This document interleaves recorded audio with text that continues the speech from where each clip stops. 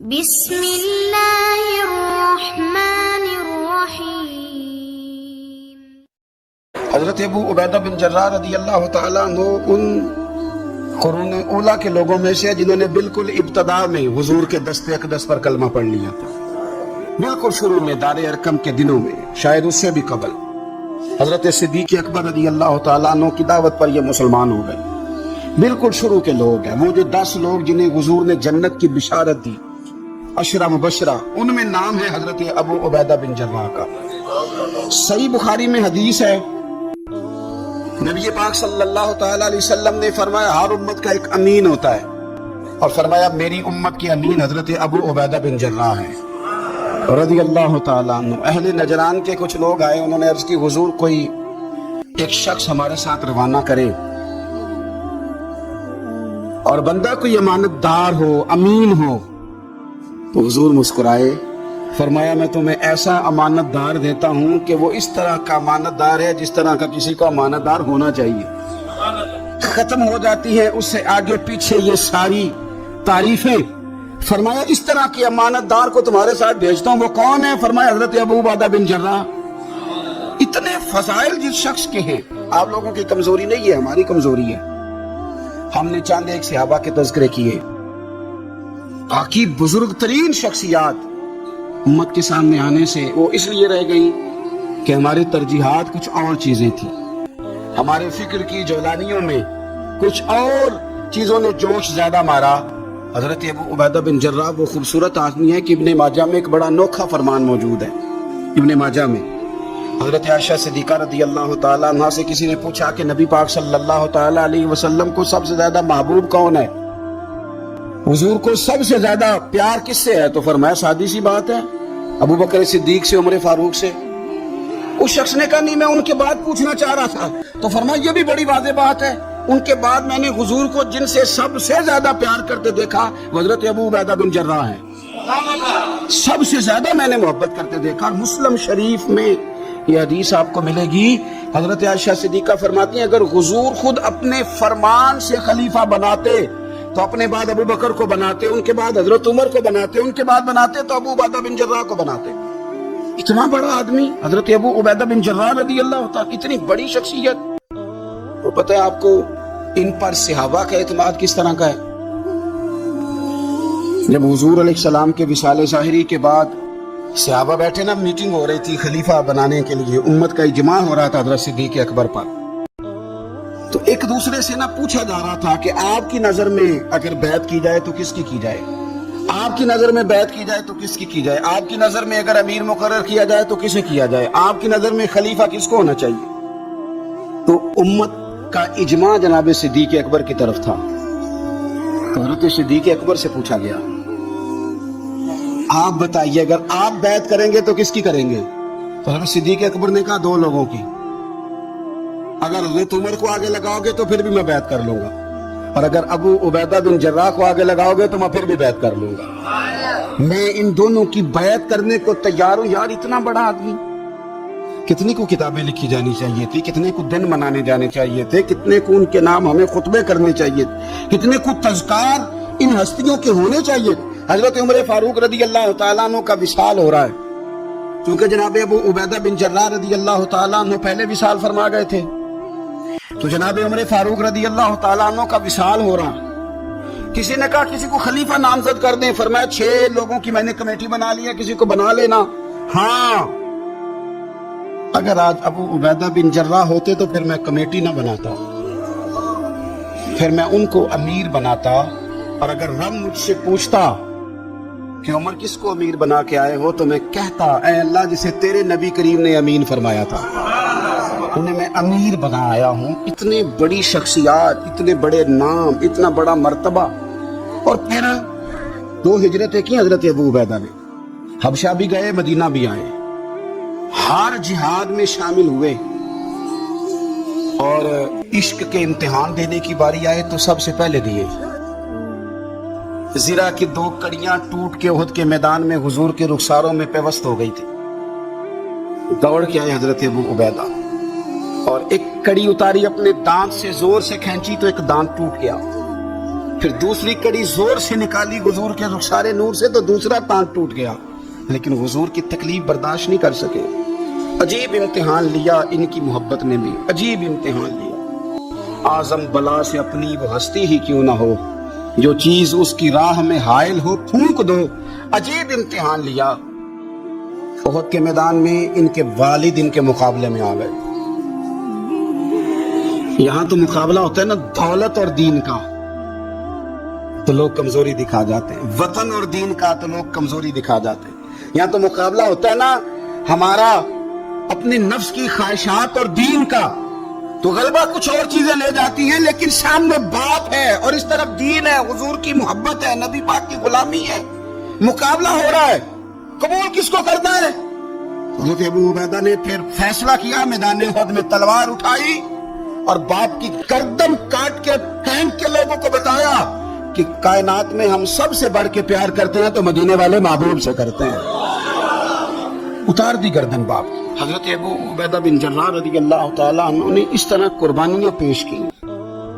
میدان کے آدمی تھے، میدان میں رہے، ساری زندگی میدان میں رہے، لشکروں کی قیادت کی ساری زندگی۔ حضرت ابوبکر صدیق رضی اللہ تعالیٰ عنہ نے ان کو جہاد کے لیے بھیج دیا تھا۔ حضرت عمر کا بڑا اعتماد رہا۔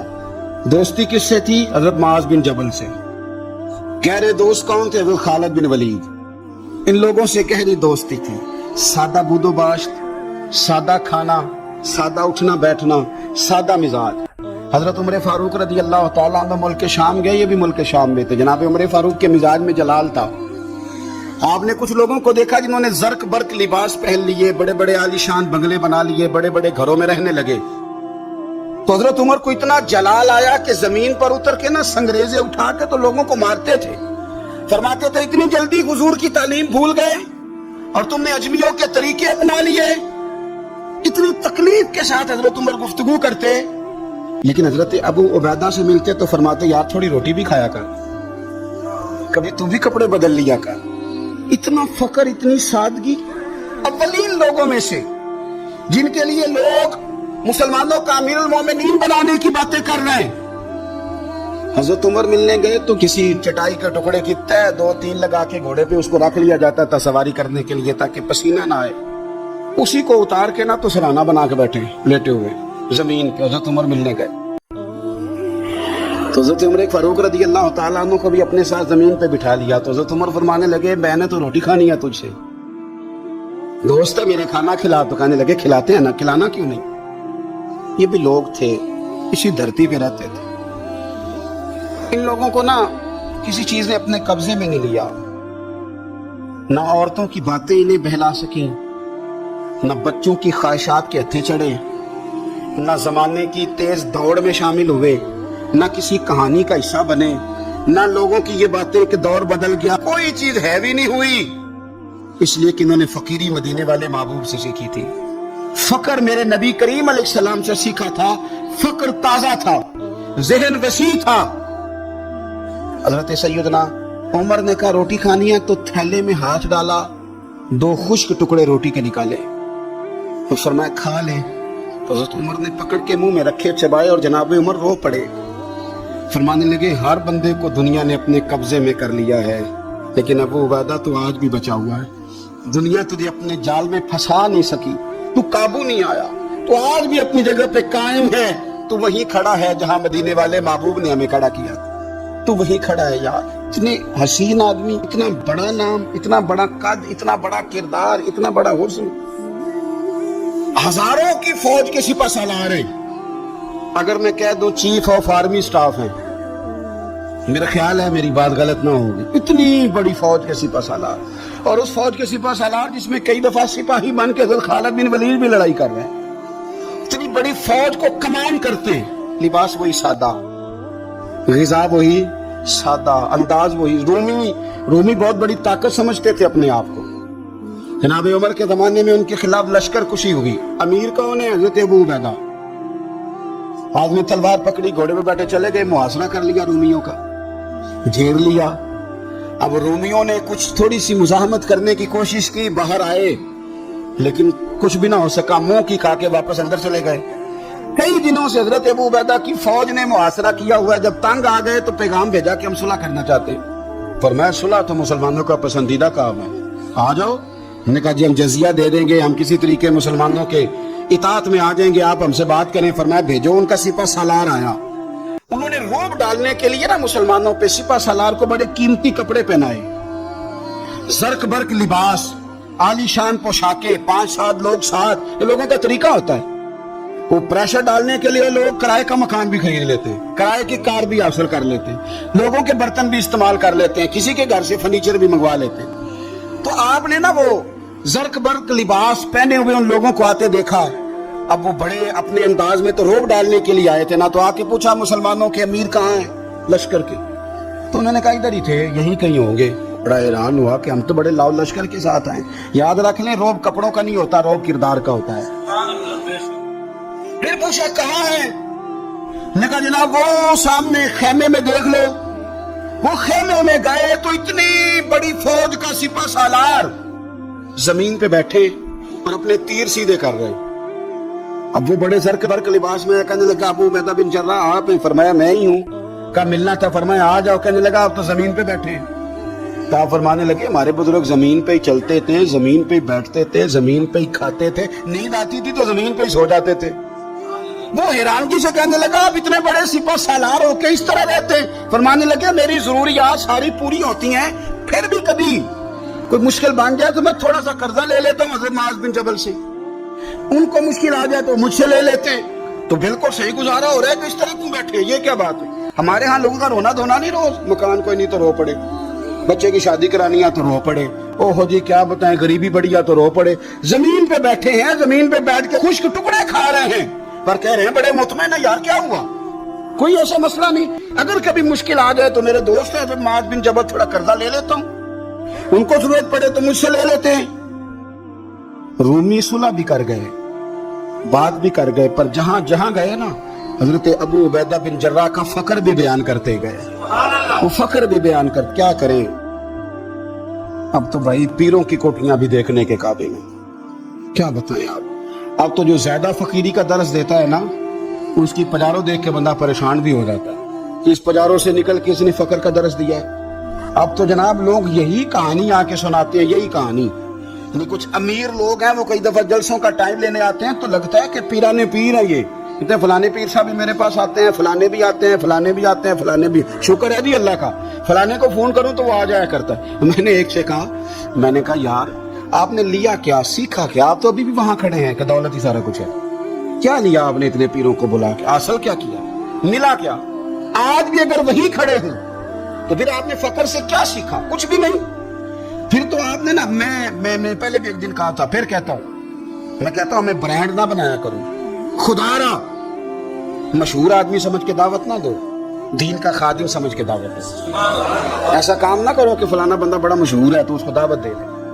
कभी कभी बड़ी तकलीफ, मैं अभी थोड़े दिन पहले बड़े लंबे सफर पे था, सुबह में 8:30 घर से निकला, 8:30 और मैं 2-2:30 बजे वहां पहुंचा, लेकिन 10 कैमरे लगे हुए, आपकी कार से निकलने की फोटो, आपकी बैठने की फोटो, आपके आने की फोटो, मेरे घर में दाखिल होने की फोटो, फ्रीजर के साथ फोटो, अंदर वाले दरवाजे के साथ फोटो। क्या मेरा मतलब है मामला है। अब आपके सामने 15 कैमरे चल रहे हैं, आप टांग भी सीधी नहीं कर सकते क्योंकि आपको बड़ा सेट होकर बैठना है, फोटो हो रही है। काफी टाइम गुजर गया तो मैंने उनसे कहा कि यार मैं 7-8 घंटे से, मुझे मेहरबानी करो टांगे तो सीधी कर लेना, इसको जरा बंद करो कैमरे, और मेहरबानी करो एक पानी का गिलास ही दे दो, चाय का कप भी पूछ लो। ठीक हो गया सारा कुछ अपनी जगह पे, लेकिन ये कुछ मिजाज, मतलब हमने तो बुजुर्गों के पास बैठ के वक्त गुजारा है। और मैं आपको ईमानदारी से कहता हूं, मैं किसान का बेटा हूं, आज भी मैं बड़े शौक से, रात मैंने अचार से रोटी खाई है, घर वालों ने कहा कि कुछ बना देते हैं, मैं क्या अचार ले आओ ना, पिया है ना, इसलिए कि मैं गरीब माँ का बेटा हूं। मुझे अचार तसल्ली देता है, तशफ़ी देता है, मुझे सुकून देता है। मैं अपने गरीब दोस्तों के अंदर बैठ के आज भी फख्र महसूस करता हूँ। बड़ी कोठियां तकलीफ देती हैं, इसलिए कि मैंने वो वक्त भी देखा है कि जब हमारे एक ताया जी थे तो उनके घर की दीवार गिर गई थी, तो अभी उनको पैसे नहीं मिल रहे थे, तो मेरे अब्बा जी ने कहा उनके घर जाके सो जाओ। उन्होंने दीवार के आगे 4 पहिया लगा के सोना है, फिर घर में ना आ जाए तो मतलब ये कि आप मेहरबानी करें, یہ دیکھو یہ میرے نبی پاک کے غلام ہیں، ان کی سادگی دیکھو، ان کی فقیری دیکھو۔ 2-4 دن پہلے بچوں کا کھانا پکا ہوا تھا، بچے لائن میں نہ کھانا، کافی سارے بچے ہیں تو رات کو لائن میں لگ کے روٹی لیتے ہیں، میں بھی لائن میں لگ گیا بچوں کے ساتھ۔ مجھے کہنے لگے آپ کیوں لائن میں لگے؟ میں نے کہا یہ اپنا وقت یاد آ گیا نا، دل کر رہا ہے۔ میں نے ان کے لیے نا پلیٹیں بنوائی ہیں، اس کے اندر سالن کی جگہ چٹنی کی جگہ، تو میں نے باورچی سے کہا اسی پلیٹ میں کھانا ڈال کے نا میرے لیے گھر بھیج یار، یہی والی روٹی بھیج، یہی کھانے کو دل کر رہا ہے۔ یہ آپ کا اصل ہے، یہ آپ کا اصل ہے۔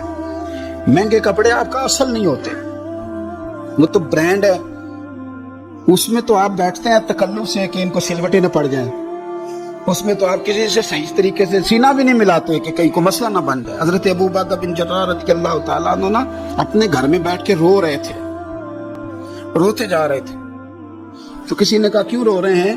مسند امام احمد بن حنبل میں موجود ہے، فرمانے لگے نبی پاک علیہ السلام نے مجھے ایک دن کہا تھا کہ فتح ہو جائے گی، بڑے بڑے علاقے فتح ہوں گے تو اپنے آپ کو سنبھال کے رکھنا، 3 خادم تیرے لیے کافی ہیں، ایک جو گھر میں کام کاج کرے، ایک جو تیری خدمت کرے، ایک جو تیرے سفر میں جائے، اور 3 سواریاں تیرے لیے کافی ہیں۔ زیادہ لوگوں نے بڑے بڑے جانور رکھے ہوتے تھے نا، 3 سواریاں ابو عبیدہ تیرے لیے کافی ہیں، ایک تیرے سفر کے لیے، ایک مال و اسباب اٹھانے کے لیے، ایک تیرے غلام کے لیے، زیادہ مال نہ جمع کرنا۔ یہ بات کرتے ہوئے رو پڑے، فرمانے لگے ہم لوگ اس جگہ رہ نہیں سکے جہاں حضور نے کھڑا کیا تھا، میرا استبل گھوڑوں سے بھر گیا ہے اور میرے گھر میں غلام بھی زیادہ ہیں۔ حالانکہ صحابہ کہتے ہیں کہ کچھ ایسا نہیں تھا، لیکن چند چیزیں جو موجود تھی ان پر بھی روتے تھے اور فرماتے تھے نبی پاک صلی اللہ علیہ وسلم نے فرمایا تھا قیامت کے دن میرے زیادہ قریب وہ شخص ہوگا کہ جس طرح میں چھوڑ کے جا رہا ہوں قیامت میں مجھے اسی طرح ملے۔ فرمانے لگے میں اس طرح نہیں رہ سکا، سوچتا ہوں نبی پاک کو کیا منہ دکھاؤں گا، کیا منہ دکھاؤں گا کریم کو۔ رو رہے ہیں گھر میں بیٹھ کے، رو رہے ہیں۔ ملک شام میں نا طاعون کا مرض پھیل گیا، حضرت ابو عبیدہ وہاں تھے، حضرت عمر نے خط لکھا، فرمایا جلدی آ جاؤ، آپ سے مشورہ کرنا۔ آپ سمجھ گئے کہ عمر نا مجھے یہاں سے نکالنا چاہتے ہیں کہ مجھے مرض نہ لگ جائے۔ جواب لکھا، کہنے لگے مجھے پتہ ہے جو مشورہ آپ نے کرنا، میں مسلمانوں کو اکیلا چھوڑ کے نہیں آ سکتا، میں لشکر کا سپہ سالار ہوں، کیسے آ جاؤں، میں یہی رہوں گا۔ حضرت عمر نے خط لکھا کہ پھر آپ جابیہ کی جانب بھی چلے جائیں، تھوڑے سے وہاں موسم ٹھیک ہے، وہاں تشریف لے گئے۔ طاعون جب پوری طرح پھیل گیا تو منبر پہ کھڑے ہو کے حضرت ابو عبیدہ بن جراح نے خطبہ دیا، فرمانے لگے اس مرض سے گھبرانا نہ، تم سے بہت پہلے جو صالح لوگ تھے، نیک لوگ تھے، وہ اس مرض کی وجہ سے وصال کر گئے، یہ نیک لوگوں کی موت کا سبب بنا ہے، لوگوں گھبرانا نہ۔ فرمایا کرتے تو میں تو دعا کرتا ہوں مجھے بھی خدا کی رحمت سے حصہ ملے۔ آپ جمعے کی نماز مسجد اقصیٰ میں پڑھنے جا رہے تھے تو رستے میں طاعون کا حملہ ہوا، وصال ہوا طاعون کے مرض سے۔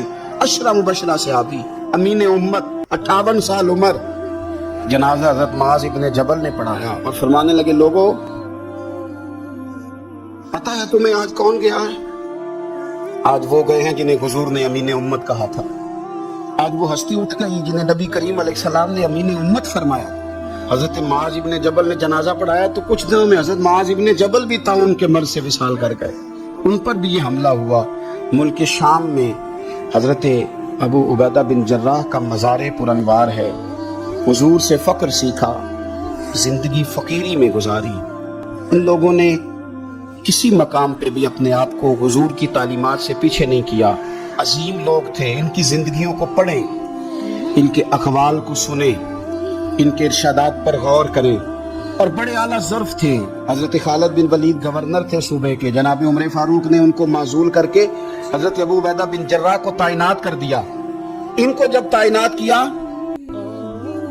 تو ادھر جنگ جاری تھی، انہوں نے نا وہ تعیناتی کا جو رکا تھا وہ جیب میں ڈال لیا، بتایا ہی نہیں، جنگ ہوتی رہی۔ حضرت خالد بن ولید کو کسی اور نے بتایا تو فرمانے لگے بعد میں آپ نے مجھے بتایا کیوں نہیں؟ آپ فرمانے لگے کوئی جلدی تو تھی نہیں، حالانکہ گورنر بنا دیے گئے اور جنگ ہو رہی تھی، میں نے کہا چلو بعد میں بتا دیں کہ کوئی مسئلہ نہیں۔ ایک دفعہ حضرت ابو عبیدہ بن جراح کو معزول کر کے حضرت خالد بن ولید کو سپہ سالار بنایا گیا، تو آپ فرمانے لگے سن خالد، جتنی خوشی مجھے اپنے سپہ سالار بننے کی ہوئی تھی اس سے بڑھ کر تیرے بننے کی ہوئی ہے۔ کسی جگہ کسی عہدے کا لالچ نہیں، کسی جگہ کوئی دنیا داری نہیں، فقر، فقیری، درویشی، سادگی، حسن تھا، عشرہ مبشرہ لوگوں میں سے تھے۔